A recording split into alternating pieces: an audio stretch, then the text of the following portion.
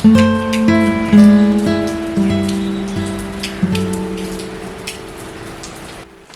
Dears, welcome back. പുതിയൊരു വീഡിയോയിലേക്ക് എല്ലാവർക്കും സ്വാഗതം. രാവിലെ തൊട്ട് നല്ല മഴയാണ് കേട്ടോ. അപ്പോൾ മോൻ ഇന്ന് സ്കൂൾ ഹോളിഡേയുമാണ്. അപ്പോൾ ഇന്ന് ലഞ്ചിന് ഈസി ആയിട്ടൊരു 1 പോട്ട് ചിക്കൻ പുലാവ്, ഒരു ചിക്കൻ റൈസ് ഉണ്ടാക്കാമെന്ന് വിചാരിച്ചു. എപ്പോഴും നമ്മൾ ബിരിയാണിയും ഫ്രൈഡ് റൈസും ഒക്കെ അല്ലേ ചെയ്യുന്നത്. അപ്പോൾ ഇത് ഭയങ്കര ഈസി ആയിട്ടുള്ളൊരു റെസിപ്പിയാണ് കേട്ടോ. അപ്പോൾ ഞാൻ ഒരു 3 കപ്പ് ബസ്മതി അരി ഒരു ബൗളിലോട്ട് എടുക്കുകയാണ്.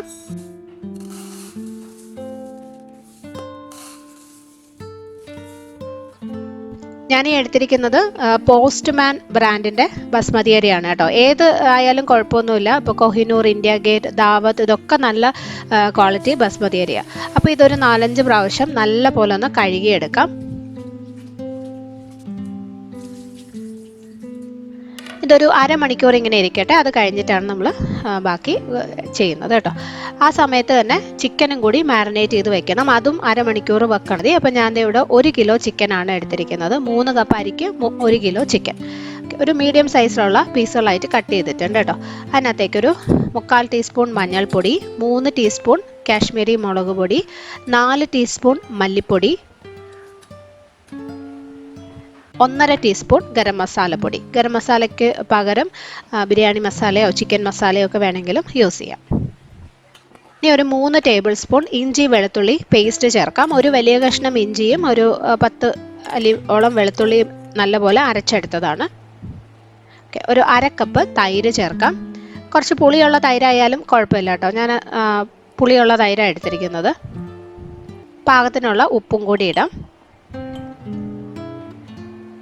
എന്നിട്ട് ഇതെല്ലാം കൂടി നല്ലപോലെ ചിക്കനിലോട്ട് പുരട്ടി വെക്കാം.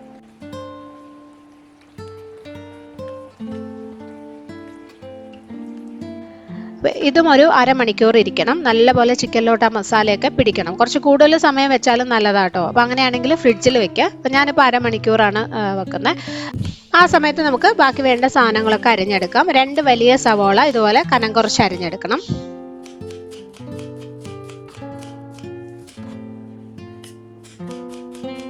പിന്നെ വേണ്ടത് പച്ചമുളക്. അത് എരിവിന് ആവശ്യത്തിന് എടുക്കാം കേട്ടോ. അപ്പോൾ ഞാൻ എടുത്തിരിക്കുന്ന 3 എണ്ണമാണ്. നല്ല ഒത്തിരി എരിവുള്ള പച്ചമുളകാണെങ്കിൽ 2 എണ്ണം ആയാലും മതി. അത് നിങ്ങളുടെ ഇഷ്ടം പോലെ എടുക്കാം. പിന്നെ ഒരു ചെറിയ പിടി മല്ലിയിലയും പുതിനയിലയും എടുത്തിട്ടുണ്ട്. അതിൻ്റെ കൂടെ തന്നെ കുറച്ച് ഉരുളക്കിഴങ്ങ്, ഒരു 5-6 ഉരുളക്കിഴങ്ങ് ഇതുപോലെ വലിയ കഷ്ണങ്ങളായിട്ട് മുറിച്ചെടുത്തിരിക്കുക കേട്ടോ. ഞാൻ ചെറിയ സൈസിലുള്ള ഉരുളക്കിഴങ്ങ് എടുത്തിട്ട് 2ആയിട്ടാണ് കട്ട് ചെയ്തിരിക്കുന്നത്. സാധാരണ ഉരുളക്കിഴങ്ങാണെങ്കിൽ ഒരെണ്ണത്തിന് ഒരു 4 പീസൊക്കെ ആയിട്ട് കട്ട് ചെയ്യുക. കുറച്ച് വലിയതായിരിക്കണം. ഇത് ചേർക്കണമെന്ന് നിർബന്ധമില്ല. ചിക്കൻ മാത്രമായാലും മതി. പക്ഷേ ഇത് നല്ലൊരു ടേസ്റ്റാണ്.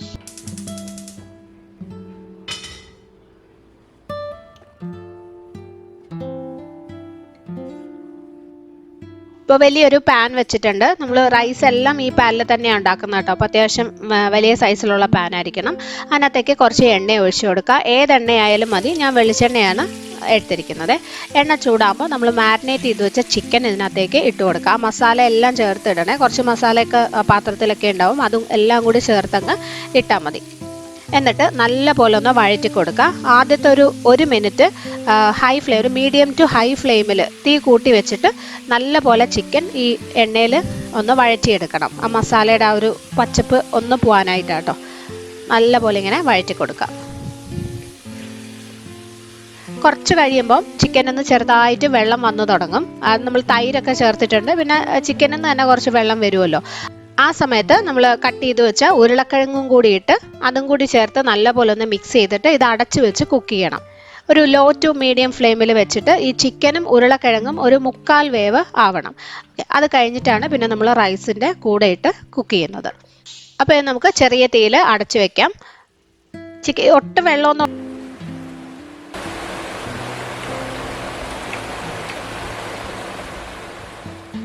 ഇടയ്ക്കൊന്ന് തുറന്ന് ഇളക്കി കൊടുക്കാൻ മറക്കരുത്. കാരണം എത്ര വെള്ളം ഉണ്ടെന്നൊക്കെ നോക്കണം. അടിയിലൊന്നും ഒത്തിരി പിടിച്ചു പോകരുത് കേട്ടോ.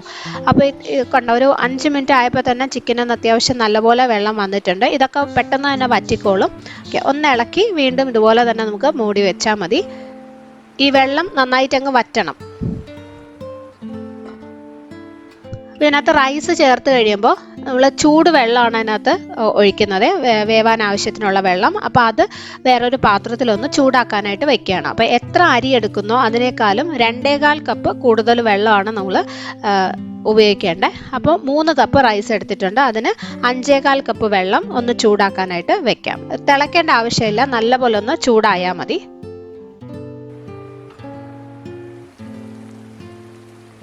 ഇതായിട്ടുണ്ട് കേട്ടോ. വെള്ളമൊക്കെ ആവശ്യത്തിന് വറ്റി, ചിക്കനും ഉരുളക്കിഴങ്ങും ഒരു 1/4 വേവായി.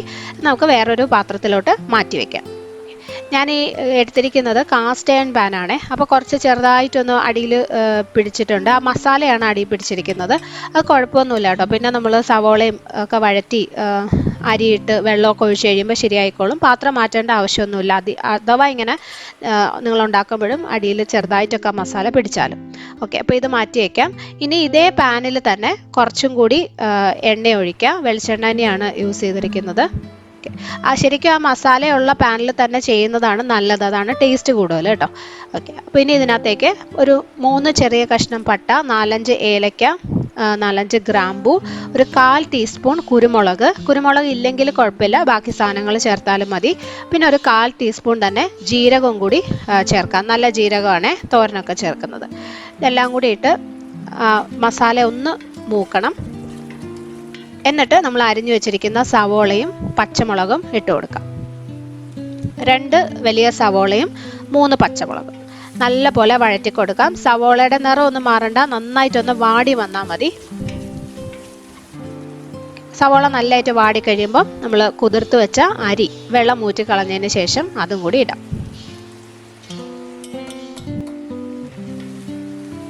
എന്നിട്ട് നല്ല പോലെ മിക്സ് ചെയ്തെടുക്കാം. മസാല ചേർത്ത് നന്നായിട്ട് മിക്സ് ചെയ്യണം.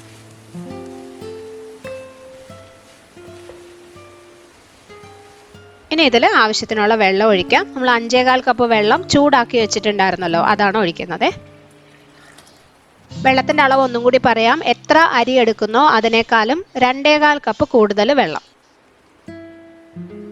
ഇനി നമ്മൾ നേരത്തെ കുക്ക് ചെയ്ത് വെച്ച ഉരുളക്കിഴങ്ങും ചിക്കനും ഇതിനകത്തേക്ക് ചേർക്കാം.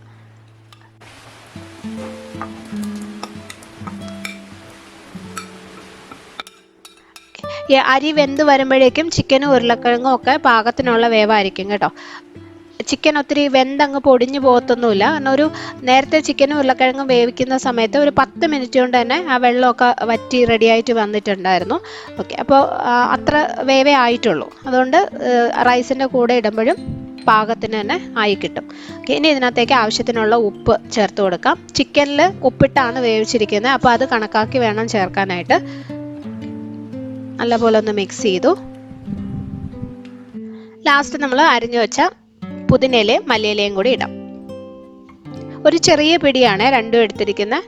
ഇപ്പം പുതിനയില ഇല്ലെങ്കിൽ മല്ലിയില മാത്രമായാലും കുഴപ്പമില്ല, രണ്ടും കൂടി ചേർക്കുമ്പോൾ ഒരു പ്രത്യേക ടേസ്റ്റാണ്. ഇത് നമുക്ക് ഒരു ലോ ടു മീഡിയം ഫ്ലെയിമിൽ അടച്ചു വെച്ച് കുക്ക് ചെയ്യാം. വെള്ളമൊക്കെ ഫുള്ള് വറ്റി ചിക്കനും റൈസും ഉരുളക്കിഴങ്ങും എല്ലാം പാകത്തിന് വെന്ത് വരണം. അപ്പോൾ ഇതിൻ്റെ കൂടെ കഴിക്കാനായിട്ട് ഞാനിന്നൊരു റൈത്തയും കൂടി ഉണ്ടാക്കുന്നുണ്ട് കേട്ടോ. വളരെ സിമ്പിൾ ഒരു റെസിപ്പിയാണ്, ഒരുപാട് പേർക്കും അറിയാവുന്നതുമായിരിക്കും. അപ്പോൾ അതിനായിട്ട് ഞാൻ ഒരു ചെറിയ തക്കാളി, നല്ല പഴുത്തൊരു തക്കാളി എടുത്തിട്ടുണ്ട്. അതിൻ്റെ കൂടെ കുറച്ച് പച്ചമുളക്, ഒരു പച്ചമുളകിൻ്റെ ഒരു കുഞ്ഞ് പീസേ എടുത്തിട്ടുള്ളേ, അധികം എരിവ് വരാതിരിക്കാനായിട്ട്. പിന്നെ ഒരു 10-15 പുതിനയില. ഇതെല്ലാം കൂടി ഒരു മിക്സി ജാറിലോട്ട് ഇട്ടിട്ട് ഒന്ന് അടിച്ചെടുക്കണം. ഒരുപാട് അരയണ്ട. ഈ തക്കാളിയും പച്ചമുളകും ഒക്കെ കൂടുതൽ ചേർക്കാം കേട്ടോ. ടേസ്റ്റും എത്ര എരിവ് വേണം എന്നൊക്കെ അനുസരിച്ച് അതൊക്കെ നിങ്ങൾക്ക് അഡ്ജസ്റ്റ് ചെയ്ത് ചേർക്കാം, എല്ലാ സാധനങ്ങളും. ഇതെല്ലാം കൂടി ഇട്ടിട്ട് ഒട്ടും വെള്ളം ഒഴിക്കാതെ തന്നെ ഒന്ന് അടിച്ചെടുത്താൽ മതി.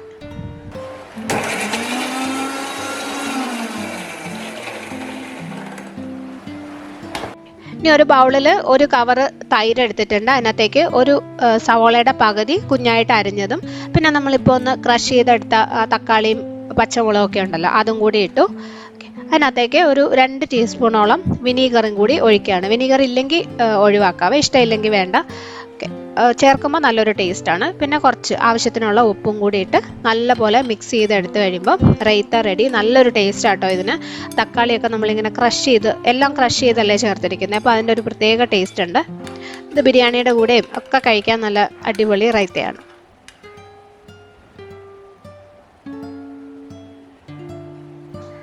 പുലാവ് നല്ല പാകത്തിന് വെള്ളമൊക്കെ വറ്റി റെഡി ആയിട്ട് വന്നിട്ടുണ്ട്. കാണുമ്പോൾ തന്നെ അറിയാലോ.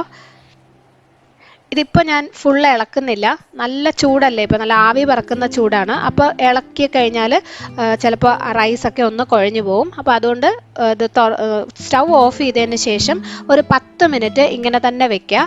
അത് കഴിഞ്ഞിട്ട് നമുക്ക് ആവശ്യത്തിന് എടുത്താൽ മതി. പുലാവ് എപ്പോഴും നമ്മൾ റൈസിൻ്റെ കൂടെ ചിക്കനും ഉരുളക്കിഴങ്ങും ഒക്കെ ഇട്ട് വേവിക്കുന്നതുകൊണ്ട് തന്നെ റൈസിലോട്ട് നല്ലപോലെ അതിൻ്റെ ടേസ്റ്റ് വന്നിട്ടുണ്ടാവും. അപ്പോൾ അതുകൊണ്ട് വെറുതെ ഈ റൈസ് മാത്രം എടുത്ത് കഴിക്കാൻ പോലും അടിപൊളി ടേസ്റ്റ് ആട്ടോ. തീർച്ചയായിട്ടും നിങ്ങൾക്ക് ഇഷ്ടമാവും, ട്രൈ ചെയ്ത് നോക്കണം. ഇപ്പോൾ ഞാൻ കുറച്ച് സമയം വെച്ചതിന് ശേഷമാണ് ഇപ്പോൾ കഴിക്കാൻ എടുക്കുന്നത്. അപ്പോൾ റൈസ് കണ്ടോ, പാകത്തിന് വെന്തിട്ടുണ്ട്. നല്ല സോഫ്റ്റ് ആയിട്ടുള്ള റൈസാണ്, പക്ഷെ ഒട്ടും കുഴഞ്ഞു പോയിട്ടില്ല.